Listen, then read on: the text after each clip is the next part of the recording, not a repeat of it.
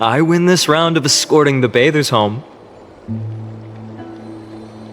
How does one contender alone make a valid competition? Offering a compliment or two wouldn't be the end of you, you know.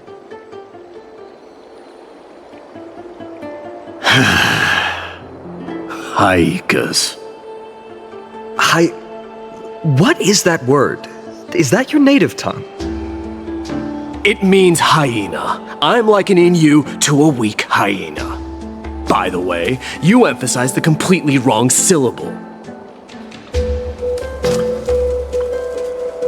Though we've been acquainted for some time, I have rarely heard you talk in the ancient tongue of Kremnos.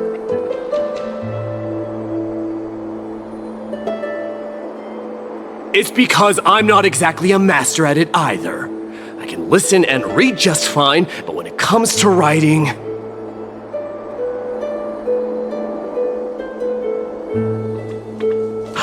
You can write?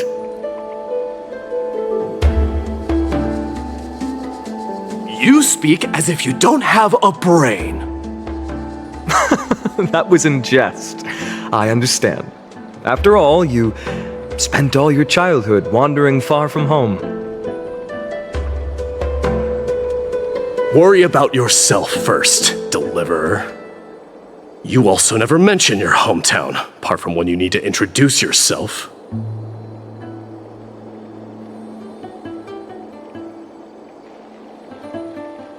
Well, it's because there isn't much to say. Hyacine is simply a tiny village that disappeared many years ago in the flames of war. The only times I get to see it are in my dreams, and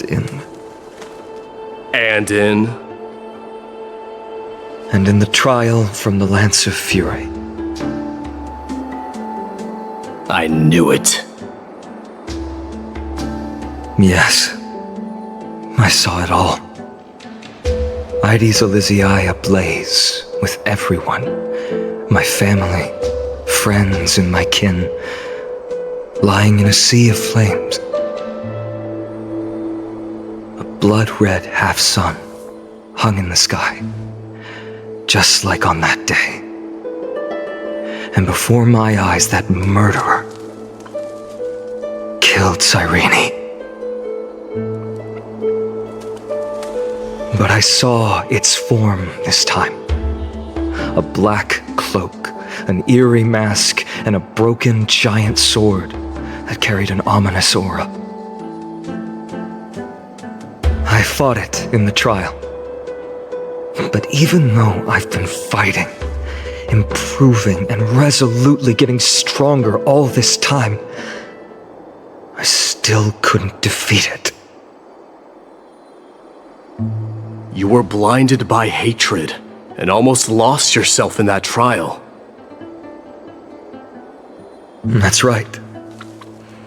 And that's why I am truly thankful to you, Mydeimos. You finally picked up some manners. Better late than never. Then what about you, Mydei? What did you see in that trial? What do you fear? There is no word for fear in the Kremnoan language. I'm getting the feeling that your language has no words at all. But to answer your question, I saw Akuma in the trial, as well as my old comrades, Hephaestion, Perdiccas, Ionius, Ptolemy, and Possesta. Ever since I returned from the Sea of Souls, these five have been by my side. We faced life and death together during our days in exile. Those 10 years were arduous, yet filled with moments worth treasuring. Each night, we would gather by the campfire, savoring honey brews and singing our hearts out. The wind in the wilds of Amphoreus smelled like rust. Phainon would always tease me about adding goat milk to the honey brew, claiming I ruined the blood-red color of the drink. He had a scrawny figure, but was a relentless force on the battlefield, dispatching foes without so much as a blink. Perdiccas was an expert in concocting medicines, delving into all those strange folk remedies. Leonius was a swift runner and our most reliable messenger. Ptolemy was a real bookworm, always spouting off in chapters and verses. When we left Kremnos, he made off with a stack of ancient tomes from the Grand Library. Not like it mattered, as my family owns the library. And then there was Pacesta. He was the silent type, but a truly masterful musician. This is the first time I've heard you mention these 5, and their names. They died on the battlefield before the Kremnoan detachment managed to join Akuma.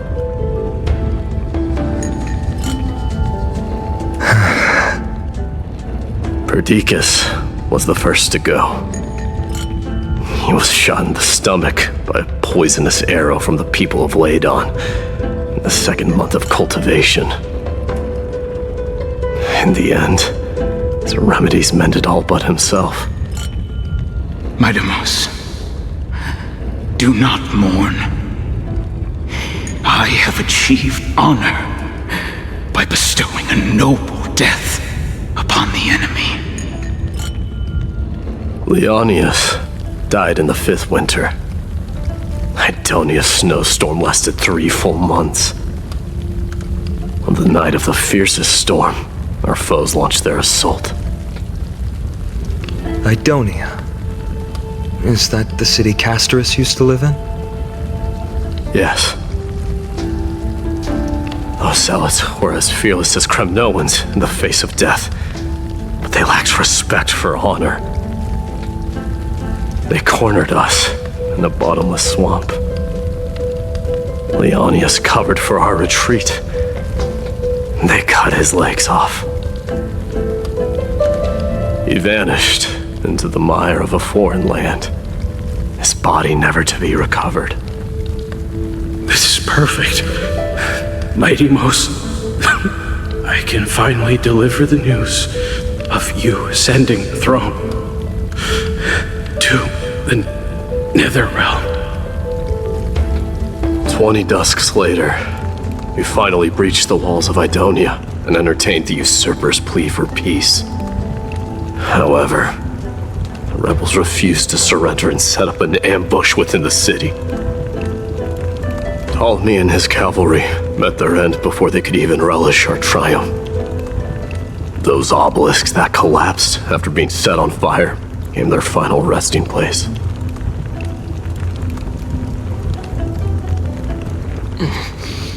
Mydeimos, please tell my family. It was not cunning schemes that vanquished Ptolemy, but the immense weight of Amphoreus' entire history. Then, it was Pacesta. He lured the enemies into the city of Aenionis with his melodies, buying us invaluable time. Our enemies, consumed by indignation when they discovered the trick, set the entire city and my soldiers on fire. His final words were recorded on a small clay tablet, fractured by the flames. Mydeimos, don the crown. And at last, my most trusted friend, Phainon. He was supposed to stand by my side through it all. But a sudden relapse of his illness hit him on the eve of my duel against my father. He hid his condition from me. By the time I returned victorious, he had but a breath left in him. A Kremnoan dying on a sickbed. I would be a laughingstock to everyone. Phainon, My dear friend, spare your strength. I'll go get a physician. No need. Even if Perdiccas were here, he couldn't stop destiny from taking me away. No! None can take you away.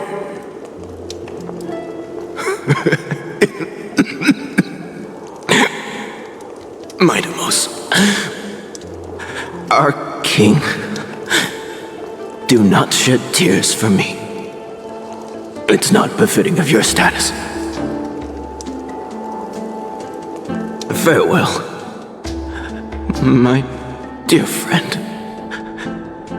You must lead us back home. What a grave trial indeed. Now I understand why you see immortality as a defect, or even a curse. My father threw me into the Sea of Souls to break the wheel of karma. But little did he realize it would grant me an immortal body and summon a fated revenge on his head. Following his demise, I considered leading my people back to our homeland. Kremnos had already turned it into a wasteland. Only darkness and insanity thrived there. Against the dissent of many, Castorice included, I made the Kremnoan detachment stay in Akama. But I know that their glory will never be doused out. The instant of strife shall inevitably arrive. If you take over Nikador, then you must begin the journey back to your homeland. So, you hesitate because you think leaving your people in the Holy City is a better choice?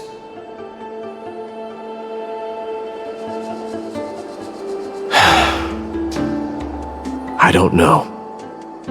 But I have never been crowned. And those 5 were never endowed with any titles. None is aware of their glory. Your predicament is truly complicated. I don't know how I can give you any useful advice. Maybe you could seek counsel from more people, such as the Grand Craftsman. Cartonis' people seem to have been through comparable dilemmas.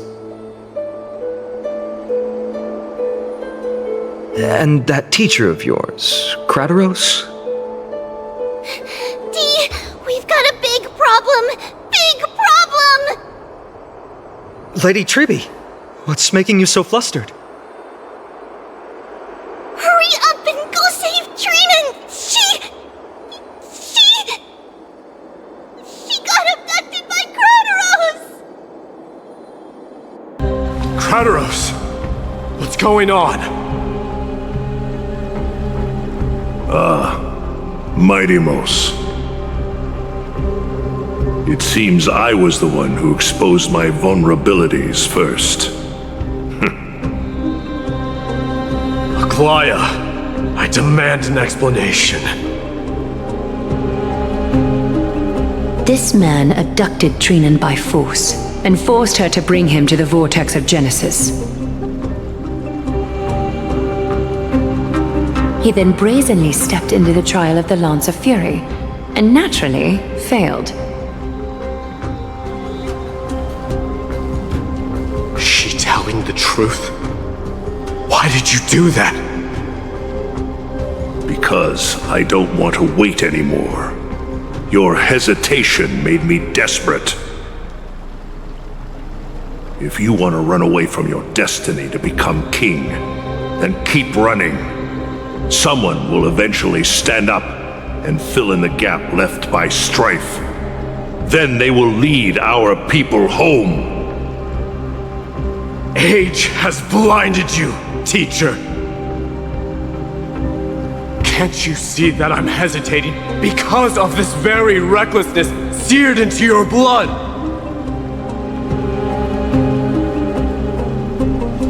Castorice, Do you truly believe you're worthy of entering the trial? To blaspheme against the prophecy?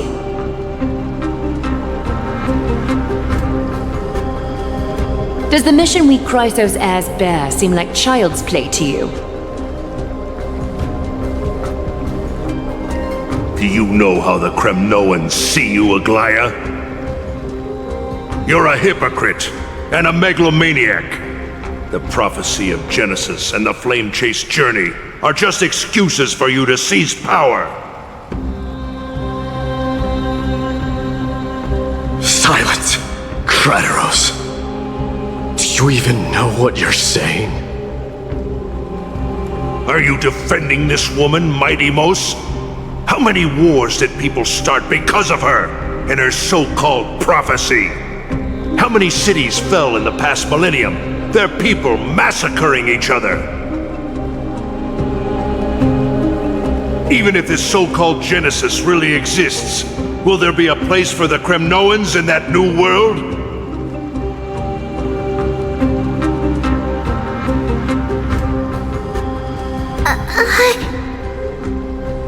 Are you done talking?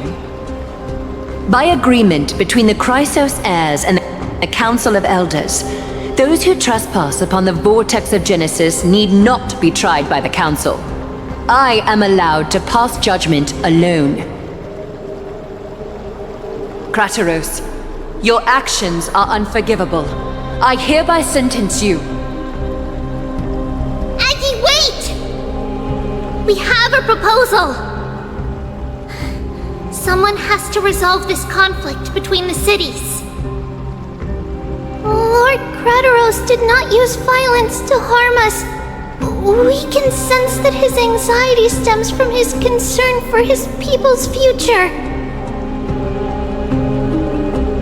Please, Aglaya, hear us out first. I'm listening. I'm sorry, Lord Kratos. We were so preoccupied with deciphering the fragments of prophecy that we neglected those of you not favored by its message. Your accusations were harsh, but justified. We wish to earn your trust and those of the Kremnoans. I think the best way to do that is to take you to witness the source of the prophecy for yourself. How are you going to show me something that has no form? You've heard about that Outlander, right? She has somehow made a connection with Orynyx and can completely replicate scenes from the past. We will ask for her aid. Tomorrow, at the Abyss of Fate in the Temple of Yanisopolis, we will show you everything from that distant memory, Kratos.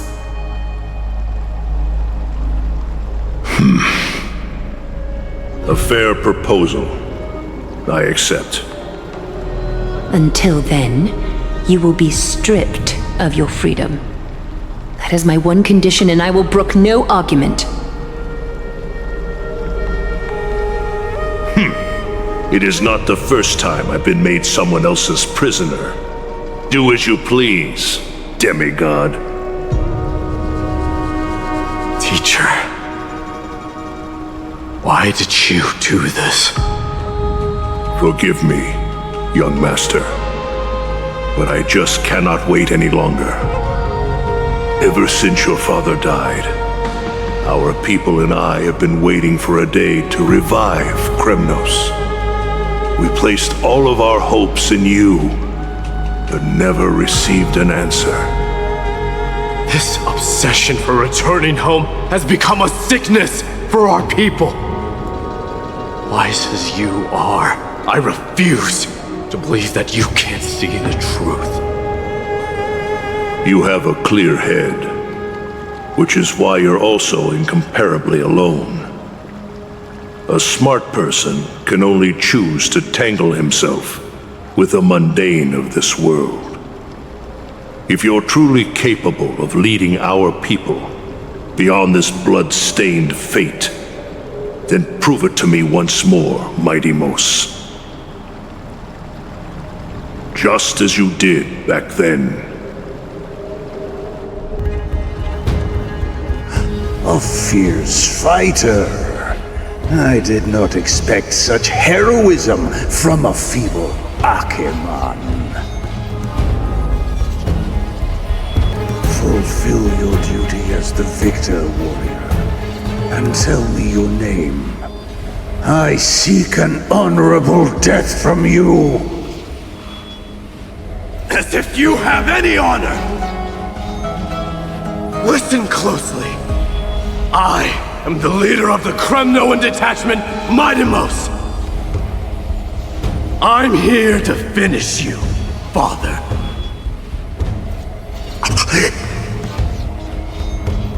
It is you, the beast spurned by all. So you did defy death. The prophecy was true. You will bring an end to my Kremnoan dynasty. Defy? You're wrong. Death fears me. It's the reason I have this body of steel. As for you, you already stand at death's door, father. You were the one who threw me into the Sea of Souls.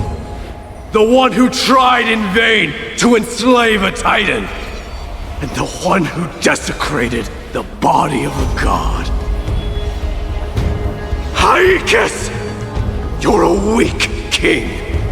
So weak that even the lowliest hyena is a more noble existence than you. And now, fate's reckoning is upon you. Then swing your blade. Take my crown, coronate yourself with an old king's blood, and inherit it all. Become the new rightful king of Kremnos. No. I don't want the crown. Listen. There's only one end for the kings of Kremnos. Then the crown means nothing to me. All I want is your life. To avenge Mother and my comrades. But the walls of Kremnos will not fall with me. Do you truly think you can escape fate's grasp, my son? You and I, we're both the same. We feast on strife and fear. Now, kill me! The son of Borgo is destined to be crowned in blood!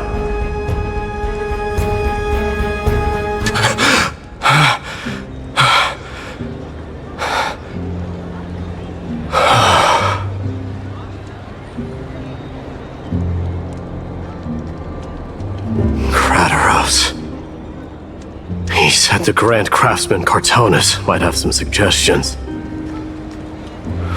Might as well go see him. Grand Craftsman, how have you been? King of Kremnos it is. That you would come, I knew. You knew I was coming? Your matters, I've heard. The path forward you seek. Many questions you have. But before that, take this. What's this? A signet ring for the King of Kremnos. Belonged to your mother. Recast and restore it, I did. What? Mother threw it into the Sea of Souls. A long time to fish out it took. Very fortunate we were. I can hardly imagine how much patience and courage it must have taken to find such a small signet ring in the Sea of Souls. I owe you one. Gratitude there is no need for. Repayment for saving me, this is. Questions you bring with you? Ask, now.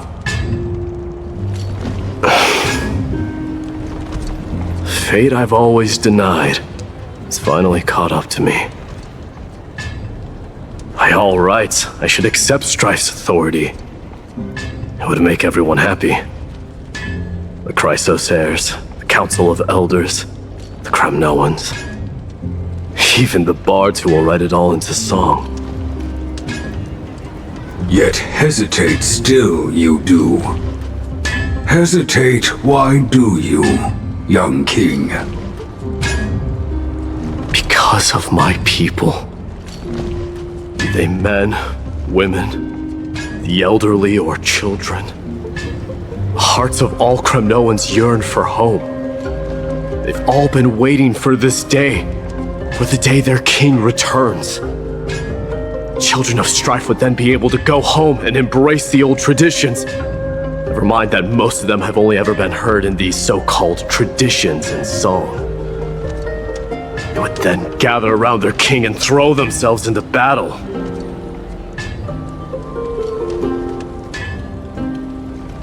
This is not a good thing, you believe. The Kremnoans have been trapped in a cycle of bloodshed for the past 1,000 years. They seek vengeance, start wars, become prosperous, then decline. How much innocent blood flowed into the River of Souls in all those years? How many needless sacrifices could we have avoided? I accept that fate and become the totem of strife that lead my people into repeating the same mistakes. Then of course I would be terrified. I'd be terrified of becoming king.